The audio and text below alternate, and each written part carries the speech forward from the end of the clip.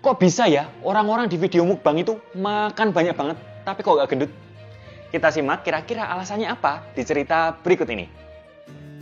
Saya yakin banyak orang berpikir keras melihat beberapa mukbangers terkenal seperti Tan Boy Kun misalnya, kok bisa makan sebanyak itu tapi badannya nggak gemuk-gemuk. Padahal di satu sisi, mungkin orang yang nonton merasa baru nyium bau makanan aja badannya udah makin menggendut. Nah, di video ini aku akan membahas pendapatku pribadi mengenai beberapa kemungkinan yang terjadi yang bisa saja tidak terlihat di dalam layar. Kenapa kok seseorang, mukbangers ini, bisa makan sebanyak itu tapi berat badannya nggak naik-naik? Tapi sebelum memulai, aku mau mengingatkan dulu nih. Nggak semua YouTuber mukbang itu kurus loh. Jangan salah ya, yang overweight juga banyak. Yang habis bikin konten mukbang jadi kelebihan berat badan juga ada. Salah satunya contohnya adalah Nico Kado kalau kamu tahu. Dimana semenjak bikin konten mukbang, berat badannya naik 80 pounds atau sekitar 36 kg. Banyak banget kan naiknya? Nah, dari kasus Nico Kado ini kita perlu tahu jika keseimbangan energi tetap menjadi kunci utama di sini. Ketika kita mengkonsumsi makanan lebih banyak daripada yang kita bakar alias surplus kalori, maka berat badan akan naik. Sedangkan ketika kita mengkonsumsi lebih sedikit makanan daripada yang kita bakar, maka berat badan akan turun. Nah, ketika kita bisa menjaga agar konsumsi makanan dan energi yang dibakar seimbang, maka berat badan akan tetap.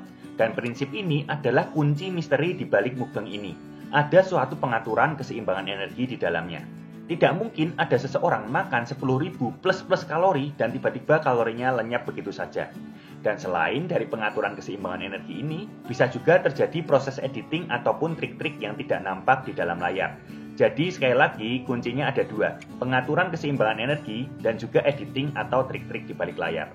Kita bahas dulu soal editing dan trik di balik layar ya. Sebenarnya mungkin saja makanan yang kamu lihat di sebuah video mukbang itu tidak semuanya dimakan. Di tahun 2020 kemarin, ada dua kontroversi di dunia mukbang internasional, di mana beberapa mukbangers dicurigai tidak menghabiskan seluruh makanannya. Kalau saya lihat, ada 3 trik editing yang bisa dipakai di suatu video mukbang. Trik yang pertama adalah dengan tetap memasukkan makanan ke mulut, mengunyah makanan, tapi di-cut sebelum ditelan. Nah, waktu di-cut inilah ada kemungkinan makanan dilepeh, bahasa Jawanya gitu, atau bahasa Indonesianya makanannya dikeluarkan lagi dari mulut. Saya pernah post soal ini juga di Instagram Diet Santuy. Dan ada seseorang komen bilang kalau saya agak lupa sih, dia kru suatu stasiun TV gitu atau kru suatu restoran, aku agak lupa ya. Tapi dia intinya melihat suatu acara makan di mana pembawa acaranya memuntahkan makanan yang dia makan ketika proses cutting. Jadi karena pembawa acaranya nggak suka makanan pedas yang disajikan di acara tersebut, nah pembawa acaranya melepeh lagi itu makanannya. Jadi di balik meja buat syuting sudah ada keranjang sampahnya untuk menampung makanan tersebut. Nah, yang nonton kan nggak tahu ya kalau pembawa acaranya begitu. Dan hal ini juga bisa terjadi pada video mukbang yang kamu tonton. Lalu kemungkinan editing yang kedua, tidak jarang kita lihat di suatu video mukbang dari peralihan detik ke detik, tiba-tiba ada makanan di meja yang hilang atau berkurang. Jadi ada makanan yang disisihkan perlahan untuk mengurangi volume makanan yang sangat banyak. Nggak mudah loh makan segitu banyak sekali duduk, dikira enak, padahal bisa aja bikin enek. Jadi di tengah-tengah acara videonya di-cut lalu makanannya dikurangin. Dan trik ketiga, sering juga kita lihat di suatu video mukbang ada adegan fast forward, cepat sekali yang tidak dapat diikuti oleh mata setiap telanannya. Yang mungkin saja kalau kamu punya software untuk memainkannya dengan slow motion, ada cut juga di dalamnya, di mana makanan aslinya tidak ditelan. Tentunya tidak semua mukbangers pakai cara seperti ini, ada yang benar-benar menghabiskan makanannya juga. Nah, bagi yang menghabiskan makanannya, kuncinya adalah pengaturan keseimbangan energi. Nah, terkait pengaturan keseimbangan energi ini, bisa saja ada 3 cara yang dilakukan seorang mukbangers. Cara pertama yang mungkin dipakai adalah dengan memuntahkan kembali makanan yang sudah dimakan. Peringatan keras, ini tidak untuk ditiru karena merupakan gejala bulimia yang merupakan bentuk eating disorder. Sebenarnya ini bukan berita dari mukbang sih, cuman dari competitive eater yang biasa ikut lomba makan seperti itu. Nah, di antara mereka memang bilang setelah makan banyak, mereka ada yang memuntahkan kembali sebagian dari makanan yang mereka makan. Istilahnya parking. Kalau mereka melakukannya, ya karena memang feeling really full, kenyang banget sampai merasa tidak enak badannya. Tapi karena demi menang ya, namanya lomba ya sudah. Dan endingnya mereka muntahkan kembali makanannya. Kalau kamu melakukan ini karena pengen kurus, ya sekali lagi itu eating disorder ya, kamu perlu periksa ke psikolog terkait ini. Jadi sekali lagi jangan ditiru ya yang soal memuntahkan makanan ini. Lalu cara yang kedua adalah dengan melakukan calorie cycling. di mana mereka mengatur asupan makan atau kalorinya dalam seminggu agar tidak dalam kondisi surplus. Mayoritas mukbangers tidak upload setiap hari. YouTuber mukbang yang sering upload paling seminggu juga upload 1-3 kali aja. Dikala tidak mukbang, mereka menyesuaikan asupan makannya lebih sedikit dari biasanya.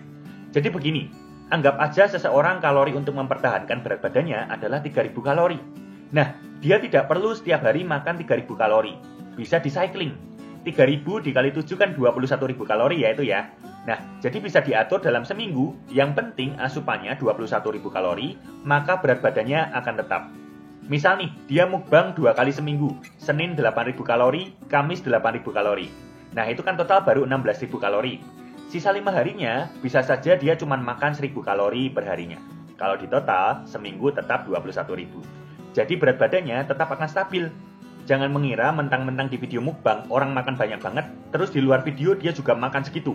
Enggak kok, video kan buat show aja. Kalau enggak, ya mereka enggak akan makan sebanyak itu. Cara yang ketiga adalah dengan meningkatkan energi keluar. Simpelnya dengan banyak beraktivitas fisik dan juga berolahraga. Tentunya semakin banyak kalori masuk, kalau enggak mau badannya membengkak, ya kalori keluar harus menyesuaikan, dibanyakin juga. Di Indonesia saya pernah baca kalau Tan Boy Kun itu suka banget sama crossfit dan juga calisthenics, plus masih ditambah kardio juga. Mukbanger luar, Bans, mengaku bisa berolahraga berjam-jam tiap hari, 1-2 jam angkat beban setiap hari, plus 3-5 jam aerobik kalau saya baca di suatu artikel seperti itu, sebagai timbal balik keberadaan channel mukbangnya. Pengorbanan ini dia lakukan pasalnya memang karena ya sumber pendapatannya dari channel mukbangnya. Jadi ya olahraga sudah menjadi bagian dari pekerjaannya. Yuka Kinoshita juga tuh, yang terkenal katanya perutnya lain daripada yang lain. Kalau kamu lihat Instagramnya juga, dia pun juga melakukan olahraga rutin, angkat beban juga. Jadi buat kamu yang suka makan banyak, olahraga bisa membantu kamu untuk tetap mengontrol berat badan kamu. Kalau maunya makan banyak, males olahraga ya repot deh. Nah lalu yang terakhir, di luar semua cara editing, trik dan strategi mengontrol keseimbangan kalori tadi, memang faktor genetik tetap berpengaruh. Ada beberapa orang yang diberi surplus kalori, tiba-tiba kalori keluarnya juga meningkat, utamanya via non-exercise activity thermogenesis atau NEAT, alias kalori yang terbakar melalui aktivitas sehari-hari di luar olahraga. Jadi tiba-tiba kalau diberi makan banyak, mereka nggak sadar jadi banyak gerak juga.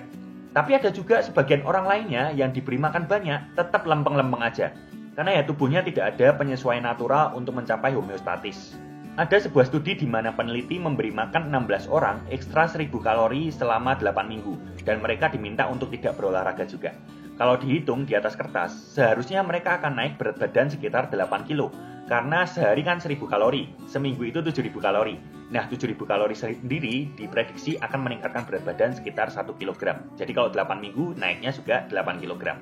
Tapi ternyata hasilnya nggak demikian. Paling tinggi naiknya 4,2 kg dan paling rendah ditemukan naiknya cuma 0,36 kg aja. Nah, di penelitian tersebut dicek, ternyata penyebabnya ya penyesuaian NEAT tadi. Yang berat badannya naik banyak, itu NEAT-nya hampir tidak berubah atau malah menurun. Sedangkan yang berat badannya naiknya dikit banget, yang 0,36 kg tadi, NEAT-nya naik banyak banget. Jadi sekali lagi, genetik juga berpengaruh terhadap hal ini juga. Jadi itulah tadi analisisku pribadi kenapa beberapa mukbangers ada yang tetap bisa badannya oke-oke aja meskipun sudah makan banyak. Semoga setelah lihat video ini kamu nggak penasaran lagi ya. Jangan lupa like dan subscribe jika video ini berguna dan tonton video lainnya juga untuk belajar soal ilmu-ilmu diet lainnya. Jangan lupa juga bergabung dengan tim Diet Santuy ya. See you!